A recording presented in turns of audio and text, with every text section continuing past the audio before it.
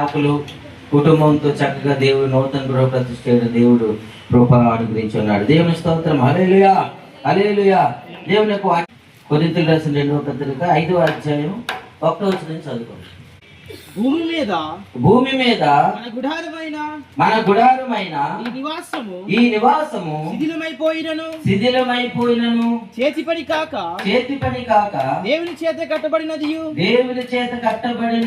నిత్యమైనది అయిన నివాసము పరలోకమందు మనకున్నదని ఎరుగుదుము.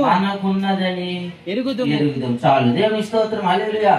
ఇక్కడ అపోస్తలుడు పౌలు కొరింథీ రాసిన పత్రికలో చెప్తున్న మాట ఏంటంటే, ప్రియమైన దేవుని బిడ్డలారా, భూమి మీద మన గుడారము శిథిలమైపోయినా గాని. దేవుని స్తోత్రం. హల్లెలూయా. అంటే గుడారం అంటున్నాడు. చెప్పండి అందరూ కూడా. గుడారము అంటే ఏ గుడారం కోసం మాట్లాడుతున్నాడు అపోస్తలుడు పౌలు? గుడారం. భూమి మీద ఈ గుడారం శిథిలమైపోయినా గాని చేతి పని కాక నిత్యమైనది. తర్వాత ఏంటంటే దేవుని చేత కట్టబడినది నిత్యమునైనా నివాసము పరలోకమందు మనకున్నదని ఎరుగుదుము. దేవునికి స్తోత్రం. హల్లెలూయా. ప్రియమైన దేవుని బిడ్డలారా, ఇప్పుడు మనం తెలుసు గుడారం అంటే ఏంటంటే మనం నివసించే స్థలాన్ని గుడారాలు అంటాం. ఇప్పుడు దేవుని కృపను బట్టి ఈ యొక్క గృహాలు, రకరకాల గృహాలు వచ్చేసాయి. అంత ముందు అయితే మనం గుడిసెల్లో ఉండేవారు మన పూర్వీకులు. ఆ తర్వాత రేకుల షెడ్లలోకి వచ్చాం. ఆ తర్వాత ఏమొచ్చాయి? మా గృహాల్లో స్లాబ్లు వచ్చాయి. ఇప్పుడు చక్కని స్లాబ్ వేశారు. మరి ప్రియమైన దేవుని బిడ్డలారా, ఆ తర్వాత ఇంకా పెరిగిపోయి అపార్ట్మెంట్లు వచ్చాయి. ఈ అపార్ట్మెంట్లలోని డూప్లెక్స్ ఇళ్ళని ఇంకా అనేక రకరకాలైనటువంటి గృహాలు ఈ యొక్క నిర్మాణాలు జరుగుతూ ఉన్నాయి. వారి యొక్క స్థితికి తగ్గట్టుగా వాళ్ళకున్నటువంటి డబ్బును బట్టి, లేకపోతే వాళ్ళకున్నటువంటి పేరుని బట్టి, నేముని బట్టి, ధనాన్ని బట్టి రకరకాల గృహాలు కట్టుకుంటూ ఉన్నారు. ప్రియమైన దేవుని బిడ్డలారా, ఈ గుడారము అంటే మనుషులు నివసించే ఈ టెంట్ వేసాం. ఎందుకు? ప్రియమైన దేవుని బిడ్డలారా, ప్రతి మనిషికి కూడా ఇల్లు ఎందుకు అవసరం అంటే, నువ్వు భయంకరం ఎండ వచ్చింది అనుకో, ఆ ఎండకి, ఆ వేడికి వడదెబ్బతకి ఏమైపోతాం మనం? వడదెబ్బతకి ఏమవుతారండి? గింతారా? చెప్పలేదు. మరి వడదెబ్బత పడతారు లేదు. పెద్ద వర్షం వచ్చింది అనుకో, ఏమైపోతాం? వర్షానికి చచ్చిపోతాం.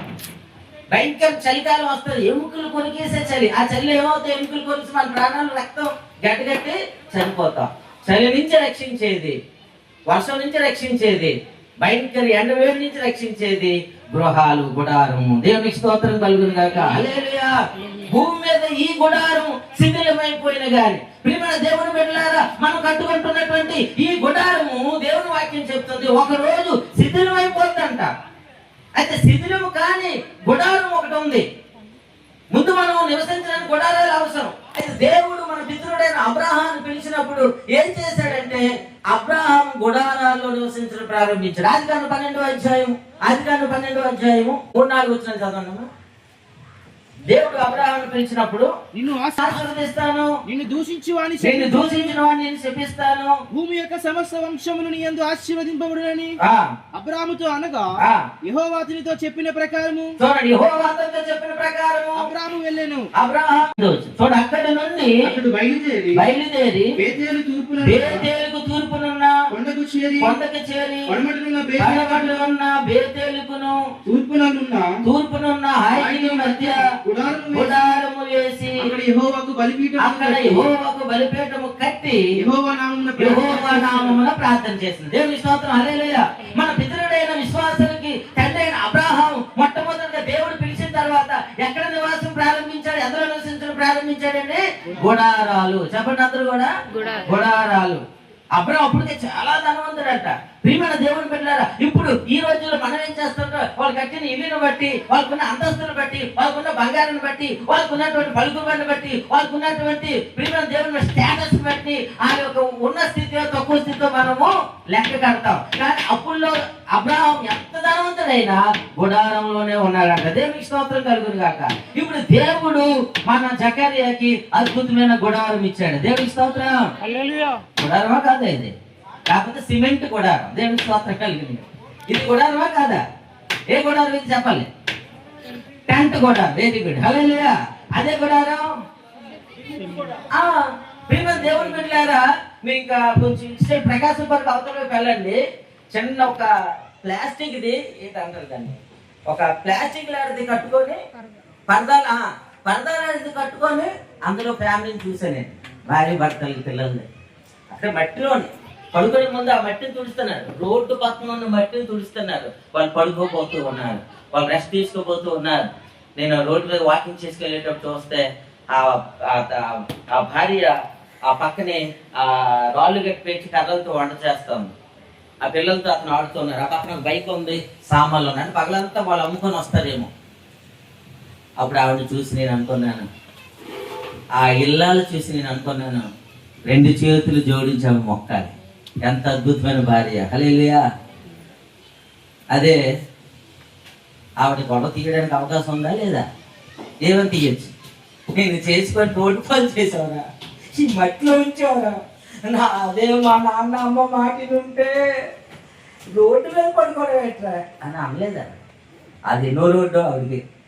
ఏ ఊరు వెళ్తే అక్కడే రోడ్డు పక్కనే నివాసం. శ్రీమంత్ దేవుని బిడ్డ, మనం ఎక్కడ ఉన్నామని కాదు కానీ సంతోషంగా ఉన్నాం లేదని మనకు కావాలి. దేవునికి స్తోత్రం, హల్లెలూయా. ఈరోజు 1 కోటి రూపాయలు, 5 కోట్లు పెద్ద ప్యాలెస్లు కట్టుకున్న వాళ్ళు కూడా ఇళ్లలో మాట్లాడుకోలేని వాళ్ళు ఉన్నారు, శాంతి లేని వారు ఉన్నారు, సమాధానం లేని వారు ఉన్నారు, గొడవలతో ఉన్న వాళ్ళు ఉన్నారు. దేవుడితో మనం ఉండాలి. ఎక్కడ ఉన్నారు? దేవునికి స్తోత్రం కలుగును గాక. దేవుని వెళ్ళారా, ఈ గుడారము అబ్రహాం గుడారం వేసుకున్నాడు. దాంతో రెండో మాట అక్కడ చూడండి. గుడారం వేసుకొని అబ్రహాం ఏం చేశాడు? తర్వాత దేవునికి బలిపీఠం కట్టాడు. దేవునికి స్తోత్రం కలుగును గాక. ప్రతి ఒక్క కుటుంబంలో, ప్రతి ఒక్క గృహంలో బలిపీఠం ఉండాలి. బలిపీఠం అంటే ఏంటి? దేవుడికి దహన బలి అర్పించే పీఠం. దేవుడికి మనం బలి ఏకముగా మనల్ని మనం అర్పించుకోవాలి. దేవుని స్తోత్రం కలుగును గాక. మన దేవుడు బలులు కోరుకున్న దేవుడు కాదు, కానీ మన దేవుడికి ఇష్టమైన బలి ఏంటంటే విరిగి నలిగిన హృదయమే. దేవునికి స్తోత్రం, హల్లెలూయా. నైవేద్యములు, దహన బలులు నీవు కోరవుగా, నా ప్రాణాత్మ శరీరము బలి అర్పణ కాగా,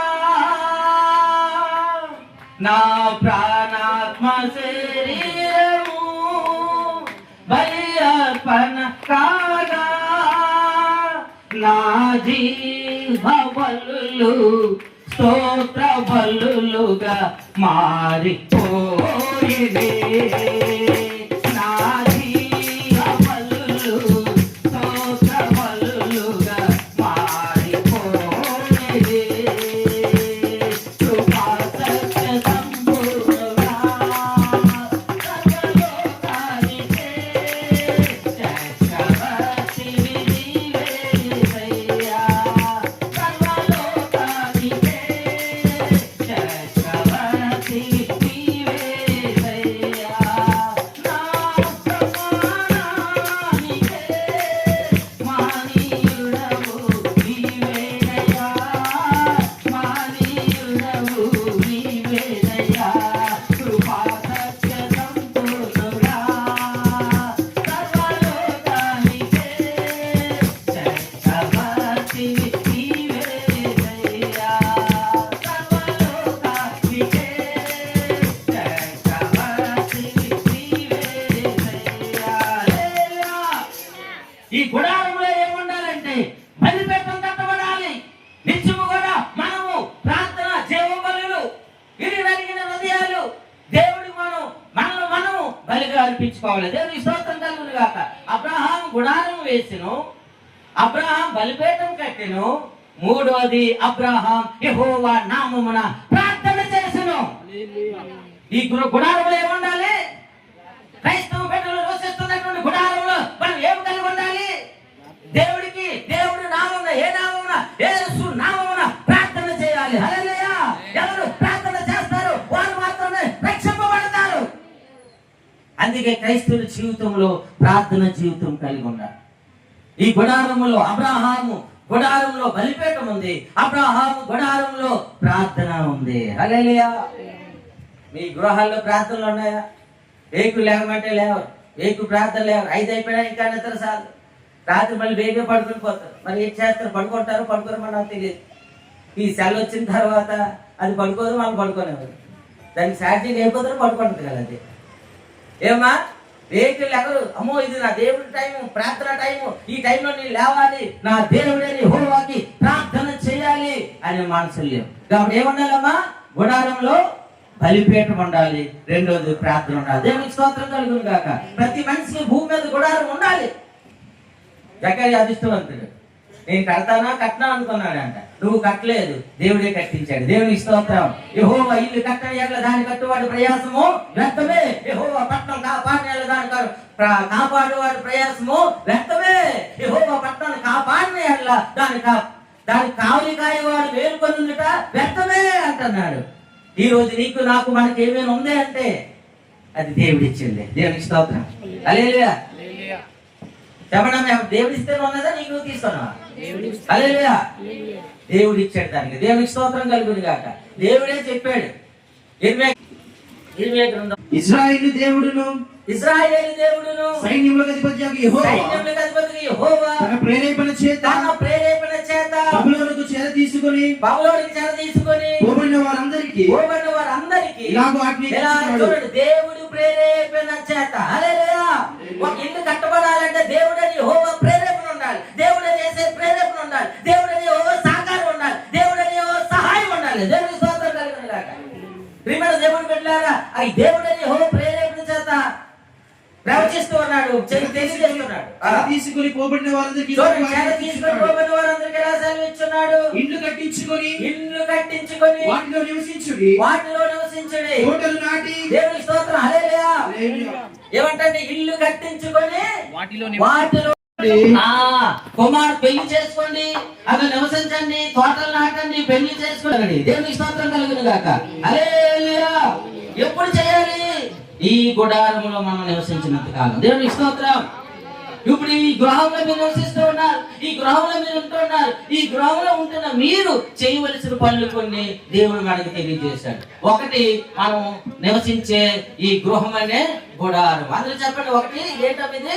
మన అందరూ నివసించే గృహం అనే గుడారం. రెండో గుడారం కోసం అపోస్తలుడు పేతురు ఏం చెప్తాడు? పేతురు రాసిన 2:1-13 వచనం. మరియు మన ప్రభువు అయిన యేసుక్రీస్తు సూచించిన ప్రకారం నా గుడారమును త్వరగా విడిచిపెట్టవలనని ఎదిగి నేను ఈ గుడారంలో ఉన్నంత కాలం ఈ సంగతులను జ్ఞాపకము చేసుకొని మిమ్మల్ని రేపుట నాకు న్యాయమని ఎంచుకొనుచున్నాను. చాలు. దేవుని స్తోత్రం. హల్లెలూయా. ఒకటి మనం నివసించే గుడారం, రెండోది ఈ గుడారం. చెప్పండి అందరూ కూడా, నీ ఆత్మ నివసించే గుడారం. హల్లెలూయా. ఇప్పుడు మన దేహాల్లో ఏమి నివసిస్తుంది? చెప్పండి, ఇది అంత ఏంటి? ఈ కనిపిస్తున్న శరీరం అంత ఏంటి? గుడారము. అందరూ చెప్పండి, గుడారం. ఈ గుడారం లోపల ఏమి నివసిస్తుంది? నరుని ఆత్మ యెహోవా పెట్టిన దీపం. దేవునికి స్తోత్రం కలుగును గాక. ఈ లోపల ఆత్మ ఉంది. ఆత్మ ఉన్నది కాబట్టి నేను మాట్లాడుతున్నాను, స్తుతిస్తున్నాను, వాక్యం చెప్తున్నాను. ఈ ఆత్మ ఈ గుడారం నుంచి బయటికి వెళ్ళిపోతే ఈ గుడారం పనిచేయదు. అది అపోస్తలుడు పేతురు అంటారు, ఈ గుడారం నేను త్వరగా విడిచిపెట్టవలసి ఉంది. హల్లెలూయా. అవి ఈ గుడారం విడిచిపెట్టేదా ఉండిపోతారా? చెప్పండి, నేను ఎంతలోనే ఉంటా, నీ గుడారం వదలను. నువ్వు నేను వదలాలని అవ్వదు. టైం మొత్తం వదిలి వెళ్ళిపోవడమే. ఆత్మ దేవుని దగ్గరికి వెళ్ళాలి. దేవుని స్తోత్రం కలుగును గాక. ఈ గుడారంతో మరి మనం ఏం చేయాలి? ఈ గుడారంతో కూడా హెబ్రీ గ్రంథకర్త అంటాడు, హెబ్రీ రాసిన పత్రిక 3:3 చదవన్నాను. హెబ్రీ 3:3. ప్రతి ఇల్లును ఎవరైనా ఒకరి చేత కట్టబడును, సమస్తమును కట్టినవాడు దేవుడే. ఇంటికంటే దాని కట్టువాడు ఎక్కువ ఘనత పొందినట్టు ఈయన మోసే కంటే ఎక్కువ మహిమకు ముందు చెప్పబో సంగతులకు సాక్షాత్ముగా మోసే పరిచారకుడైంది. దేవుని ఇల్లంతటిలో నమ్మకముగా ఉండెను. అయితే క్రీస్తు కుమారుడై ఉండి ఆయన ఇంటి మీద నమ్మకముగా ఉన్నాడు. ధైర్యమును నిరీక్షణ వలనను ఉత్సాహమును తుదమట్టుకు స్థిరముగా చేపట్టిన ఎడల మనమే ఆయన ఇల్లు. హల్లెలూయా. ఇప్పుడు చెప్పండి, మనం ఎవరి ఇల్లు? చెప్పలేటారా? మన ఎవరి ఇల్లు? కొరింథీ రాసిన మొదటి పత్రిక 3:16 చదవండి. మన ఇది ఎవరి ఇల్లు అని చెప్తుంది? కొరింథీ రాసిన మొదటి పత్రిక 3:16. మీరు దేవుని ఆలయమై ఉన్నారని, దేవుని ఆత్మ మీలో నివసిస్తుందని మీరు ఎరుగురా. దేవునికి స్తోత్రం. హల్లెలూయా. మనం దేవుని ఇల్లు. ప్రియమైన దేవుని బిడ్డలారా, ఈ దేవుని ఇంట్లో ఉన్నటువంటి మనము, ఈ దేవుని ఇల్లుగా ఉన్న మన గుడారము, ఈ దేహము, ఈ శరీరము, ఈ ఆలయము ఉత్సాహంగా ఉండాలంట. దేవునికి స్తోత్రం కలుగును గాక. ఉత్సాహమును నిరీక్షణను తుదమట్టుకు కొనసాగించిన మనమే ఆయన ఇల్లు. ఈ గుడారాన్ని ఎక్కడ తీసుకొని రావాలి? ఆదివారం ఆరాధన చేసరికి ఆరాధన తీసుకొని రావాలి. దేవునికి స్తోత్రం. ఈ గుడారము, ఈ అన్ని గుడారాలు కలిపి అసలైన గుడారం దగ్గరికి వెళ్ళాలి.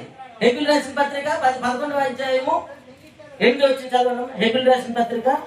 అబ్రహాము పిలువబడినప్పుడు విశ్వాసమును బట్టి ఆ పిలుపునకు లోబడి చూడండి, తాను స్వాస్థ్యముగా పొందనయ్యున్న ఆ ప్రదేశమునకు బయలు వెళ్ళెను. గుడారములో నివసించి అన్యుల దేశములో ఉన్నట్టుగా వాగ్దానం నివసిస్తున్న నీవు నేను మనము ప్రియమైన దేవుని బిడ్డలారా, పరలోకం అనే గుడారం ఉంది మనకి. అది శాశ్వతమైనది, ఇది అశాశ్వతం. ఇది అశాశ్వతం. శాశ్వతమైనది ఏంటి? మన అందరూ కలిసి ఎక్కడికి వెళ్ళాలి చెప్పండి అన్న. ఇప్పుడు ఆరాధన అయిపోయిన తర్వాత ఒక్కొక్కరు ఇంటికి వెళ్ళిపోతారు. ఏ వీధికి ఆ వీధి వెళ్ళిపోతారు, ఏ ఊరికి ఆ ఊరు వెళ్ళిపోతారు. కానీ మన అందరూ కూడా ప్రభు ఇప్పుడు వచ్చేసాడు అనుకో, ఎక్కడికి వెళ్తాం? పరలోకి వెళ్తాం. దేనికి స్తోత్రం కలిగింది. ఇప్పుడు మనం ఎదురు చూడవలసింది దేనికోసం? ఎక్కడికి వెళ్ళాలి? ఎదురు చూడాలి పరలోకము అనే గుడారము. హల్లెలూయా. ఈ ఇల్లు మేస్త్రులు కట్టారు, మన దేవుని బిడ్డలారు వర్కర్స్ కట్టారు. మన డబ్బులు ఇచ్చాం, మనం కట్టినట్టే. కానీ పరలోకం ఎవరు కట్టారంట? దేవుని నిర్మాణకుడై ఉన్నాడు. ఆ పునాదులు గల పట్టణం కోసం మనం ఎదురు చూడాలి. దేవుని స్తోత్రం. హల్లెలూయా. అదే పరలోకము. ఒకరోజు మనం ఈ లోకాన్ని విడిచి వెళ్ళిపోతాం, ఈ దినాన్ని విడిచి వెళ్ళిపోతాం, ఒకరోజు చనిపోతాం, లేదా ప్రభు మధ్యాకాశానికి వస్తే వెళ్ళిపోతాం. అందుకే మళ్ళీ మొదటికి వస్తాం. కొరింథీ రాసిన 2వ పత్రిక 5వ అధ్యాయం దగ్గరికి వచ్చేద్దాం త్వరగా. 5వ అధ్యాయం 1వ వచనం. అందుకే అంటున్నాడు అపోస్తలుడు పౌలు పరిశుద్ధాత్మ ద్వారా భూమి మీద మన గుడారమైన ఈ నివాసం శిథిలమైపోయింది. చాలా ఆపండి ఒకసారి. ఈ గుడారం ఏమైపోతుంది? ఒక రోజుకి ఆమె కట్టిన గృహాలు 100 సంవత్సరాలకు ఏమవుతాయి? ఇది కొత్తగా కట్టక ముందుకు ఏమైపోయింది? స్లాబ్ పాడైపోయింది, సిమెంట్ మొక్కలు పడిపోతుంది. అంటే ఏటైపోతుంది? శిథిలావస్థకి వెళ్ళిపోతుంది. మరి మన గుడారం కూడా శిథిలం అవుతుందా లేదా? చెప్పండి, అవుతుందా లేదా? అవుదా? ఎప్పుడు అవుతుంది? బీపీ, షుగరు, థైరాయిడ్, ఒక వడదెబ్బ కానీ తగిలిందనుకో, ఒక జల్ల తగిలిందనుకో, ఒక జబ్బు చేసిందనుకో, గుడారం శిథిలం అయిపోయి అవస్థకు వచ్చింది అనుకుంటారా లేదా? మళ్ళీ శరీరాలు ఎక్కించుకోవడమో, టాబ్లెట్లు వేసుకోవడమో, ఏదో చేసుకో, మళ్ళీ మేకప్ వేసుకొని వస్తాం కాదన్నా. కానీ ఇది శిథిలం అయిపోతా లేదా? ఇప్పటికైనా అవి ఎలాగైనా ఒకలా ఉండిపోతావా? ఇప్పుడు ఎవరి గడ్డలు ఉన్నారు, ఇంకొక 20 సంవత్సరాలు తెలిగా ఉంటారు మీరు. ఇలాగే ఉంటారు మీరు, ఉండరా? ఎవరు 20 సంవత్సరాల క్రితం నేను ఎలాగుండి ఇప్పుడు అలా ఉన్నానండి. ఇప్పుడు మా బాగున్నాడు, ఇప్పుడు బాగున్నాడు. ఇంకో 20 సంవత్సరాల తెలిగా ఉన్నాడు. రాను రాను శిథిలం అయిపోద్ది ఈ గుడారం, రాను రాను శిథిలం అయిపోతే ఆ గుడారం. నిత్యమైనది పరలోకం. దేవునికి స్తోత్రం. అది దేవుడు నిర్మిస్తున్నాడు, దేవుడు చేత్తో నిర్మిస్తున్నాడు, వచ్చిన వైద్యులతో నిర్మిస్తున్నాడు. అంత బంగారమే. హల్లెలూయా. పరలోకం అంతే దేంతో ఉందంట? మనం దేవుడు నడుస్తాం. పరలోకం వెళ్ళిపోయిన తర్వాత బంగారు వీధులు అంట. హల్లెలూయా. అక్కడ సూర్యుడు ఉండడు, చంద్రుడు ఉండడు, నక్షత్రాలు ఉండవు, దేవుడే ప్రకాశిస్తాడు. దేవునికి స్తోత్రం కలిగిన హల్లెలూయా. ఆ పరలోకానికి వెళ్ళడానికి మనం అందరం కూడా సిద్ధపడాలి. ప్రియమైన దేవుని బిడ్డలారా, భూమి మీద ఈ గుడారం శిథిలమైపోయిన కానీ చేతి పని కాక దేవుని చేత కట్టబడినది నిత్యమైనది. దేవునికి స్తోత్రం. నిత్యం ఉంటది. హల్లెలూయా. అక్కడికి యుగయుగాలు ఉంటాం 10 రోజుల. ఇక్కడ మన శరీరంలో ఉండకపోవచ్చు, మన దేహమైన కూడా బాగుండకపోవచ్చు, మనకి ఏమి లేకపోవచ్చు, కానీ మన ఆత్మని మనం ఏం చేయాలంటే దేవుని కోసం సిద్ధపరచుకోవాలి. దేవుని స్తోత్రం. అంటే మనం ఫలించాలి. దేవుని స్తోత్రం కలుగును గాక. దేవుడు ఆదాముని హవ్వని నిర్మించిన తర్వాత ఏమన్నాడు? మీరు ఫలించి అభివృద్ధి పొంది విస్తరించండి అని. ఎక్కడ పెట్టాడు? ఏదేని తోటలో పెట్టాడు. దేవుని స్తోత్రం కలుగును గాక. నీవు ఫలించాలి. మత్తయి రాసిన సువార్త 3:4 మీ మారు మనసు తగిన ఫలములు ఫలించుడి. దేవుని స్తోత్రం. హల్లెలూయా. గలతీయులకు రాసిన పత్రిక 5:22 అంటారు, మీరు ఆత్మ ఫలములను ఫలించుడి. ఫలించాలి, అభివృద్ధి చెందాలి. ద్వితీయోపదేశకాండం 28వ అధ్యాయం చదువుకుంటే అక్కడ ఆశీర్వాదం కోసం చెప్పాడు, అభివృద్ధి కోసం చెప్పాడు. మనం అభివృద్ధి చెందాలి. ఎందులో అభివృద్ధి చెందాలి?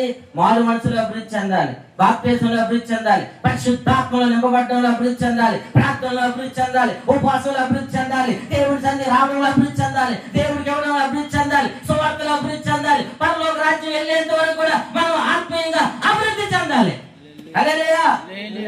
చర్చికి రావు నువ్వు, ఒక వారం వస్తే ఒక వారం రావు, ఒక వారం వస్తే 2 వారాలు రావు. ఎలాగ అభివృద్ధి చెందుతాం? ఈ ప్రియమైన దేవుని పెట్టారు. ఈ గుడారం ఉన్న మన ఆత్మ పైన గుడారంలోకి వెళ్ళాలంటే ఏ గుడారంలోకి రావాలి? మనము ఏ గుడారం రావాలి? ప్రత్యక్షపు గుడారంలోకి. దేవునికి స్తోత్రం కలిగింది గాక. అదే ఎవరి రాసిన పత్రిక 9వ అధ్యాయం 1వ వచనం త్వరగా మొదటి నిబంధనకైతే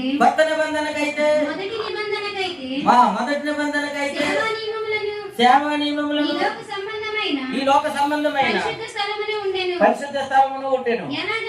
ఎలాగనగా మొదట ఒక్క గుడారం ఏర్పరచబడిన. చాలా దేవుని స్తోత్రం. హల్లెలూయా.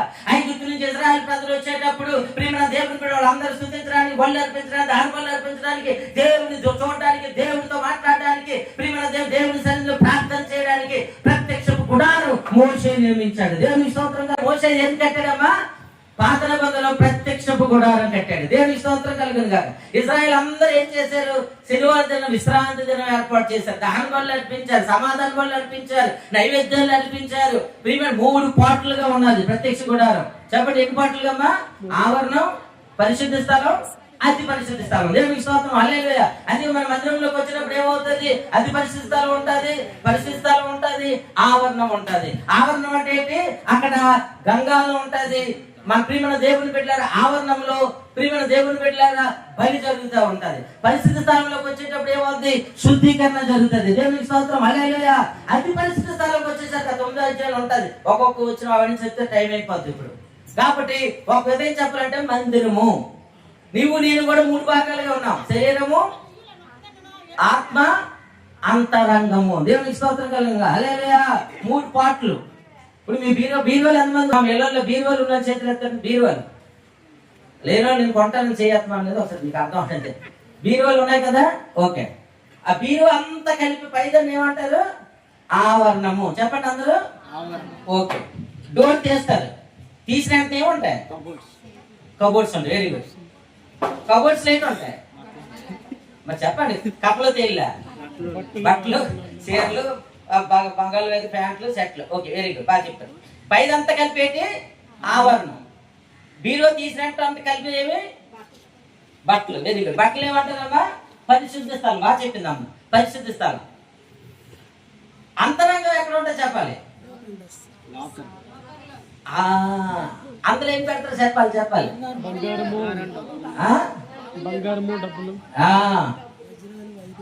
అది నేను అంటాను. హృదయం అంతరంగం వేరు. అందులో మళ్ళీ ఇంకోటి పక్క ఒకటి ఉంటుంది చిన్నది. అందులో మరి చిన్న దాంట్లో ఉన్నాయో లేదా మీకు వేరు. అలాగే మనము కూడా శరీరము, ఆత్మ, హృదయము, అంతరంగము. దేవుని స్తోత్రం కలుగును గాక. ఆవరణము, పరిశుద్ధ స్థలము, అతి పరిశుద్ధ స్థలం. దేవుని స్తోత్రం. హల్లెలూయా. మనము ఆ శాశ్వతమైనటువంటి పరలోక గుడారానికి వెళ్ళాలంటే నీవు నేను మనందరూ కూడా ఈ గుడారాలతో మందిరం అనే గుడారంలోకి రావాలి, చర్చిలోకి. దేవునికి స్తోత్రం. ఇప్పుడు మీ అందరూ వచ్చారు. ఎక్కడికి వెళ్ళడానికి వచ్చారు? చర్చిలో. మందిరం అని అవ్వలేదు. నీవు నేను మనం ఎక్కడిద్దరు కూర్చున్నా నామని కూడుతుందరో వాళ్ళ మధ్య నేను ఉంటాను అన్నాడు. దేవునికి స్తోత్రం కలుగును గాక. హల్లెలూయా. అదే మందిరం. ఇక్కడికి అందరూ ఎందుకు వచ్చాము? ఇక్కడి నుంచి మనం ఎక్కడికి వెళ్ళడానికి సిద్ధపడడానికి వచ్చాం? పరలోకం. హల్లెలూయా.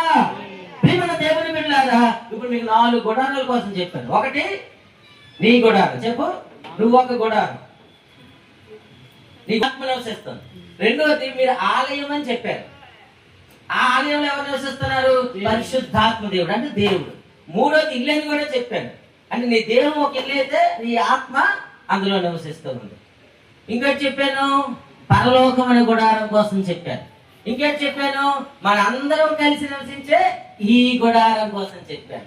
మన అందరం కలిసి ఆరాధించడానికి వెళ్ళే స్థలం అదేంటారు? ప్రత్యక్షంగా దేవుని మందిరం. హల్లెలూయా.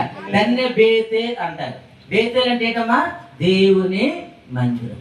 ప్రతి వారం క్రమం తప్పకుండా మందిరం రావాలి. ప్రతి శుక్రవారం శనివారం ఉపవాస ప్రార్థనకి రావాలి. ఆరాధన అనగానే 10 అనగానే ఎన్ని గంటలు రావాలి? 12 కల్లా రావాలి మీరు. అప్పుడు అంతా సెకండ్ ఇచ్చి వెళ్ళిపోవచ్చు మీకు. ఎప్పుడు రావాలి? 9:30. మా చర్చి కంటోన్మెంట్ లో మా పెద్ద చర్చి ఉండేది. మా అయ్యగారు గురువు గారు అపోస్తుల మోషయ్య గారు మా సంఘపెట్లు ఎక్కడికైనా వచ్చేవారండి. వాట్సాప్ వాళ్ళు లంకాపట్నంలో ప్రార్థన ఇక్కడి నుంచి నడుచుకొని వెళ్ళిపోవచ్చేవారు.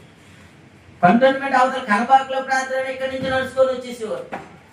ఎక్కడ ప్రార్థనలు అయినా నడక నడక నడక. దేవునికి స్తోత్రం కలుగుతుంది. బండి మీద ఉన్నాను బండి. ఎంత ముసులైపోయినా ఆ గుడారాలు బలహీనం అయ్యేవి కాదు. ఎందుకు? ఈ గుడారాలు దేవుని దగ్గరికి వెళ్ళే గుడారాలు. దేవునికి స్తోత్రం కలుగుతుంది కాక. మన బలం, మన శక్తి, మన సమయం, మన ఆరోగ్యం ఎవరి కోసం ఖర్చు పెట్టాలి? మన సమయం ఎవరి కోసం ఖర్చు పెట్టాలి? దేవుడి కోసం. దేవునికి స్తోత్రం కలుగుతుంది. ఇప్పుడు మా సంఘటనలు ఉన్నారు యూత్ ఇక్కడ అందరూ డాక్టర్ అమ్మలు. కానీ ఏం చేస్తారు తెలుసా? 8:30 అయ్యేసరికి చర్చికి వచ్చేస్తారు. అందరూ వచ్చి సండే స్కూల్ చెప్తారు, ఒకళ్ళు తడిగొడ్డు పెట్టేస్తారు, ఒకళ్ళు చేపలు. ఇంక చర్చిని అందరూ వచ్చేసరికి ఏం చేస్తారు? అప్పుడు వచ్చి అంటుందండి ఎలాగొన్నారు ఎంతలో నాయన నీ ఉండలేదు దేవుడు ఇచ్చాడమ్మా. దేవుడికి హల్లెలూయా. ప్రియమైన దేవుని బిడ్డలారా, ఆ పని చేసినప్పుడు ఆ పిల్లలు అడిగితే మనం మామూలుగా వెళ్ళి కూర్చుంటే కారిపోతుంటే చెమట్లు, మరి ఆ లోపల పనిచేసి ఆ ఒక్కలో ఫ్యాన్లు పనిచేసే తల్లికి ఎంత కష్టం. అప్పుడు నేను చెప్పాను మీరు పడింది దేవుని మందిరం కోసం ప్రయాసపడ్డారు కాబట్టి దేవుడు మిమ్మల్ని దీవిస్తాడు. హల్లెలూయా. నీ అందు పడిన ప్రయాసం శాశ్వత కృపగా నాయందు నిలిచెనే. నీ అందు పడిన ప్రయాసము శాశ్వత కృపగా నాయందు నిలిచెనే. నీవు నా స్వాస్థ్యమే, నేను నీ సొంతమే. నా స్తోత్ర బలులన్నీ నీకేనయ్యా. నా హృదయాన కొలువైన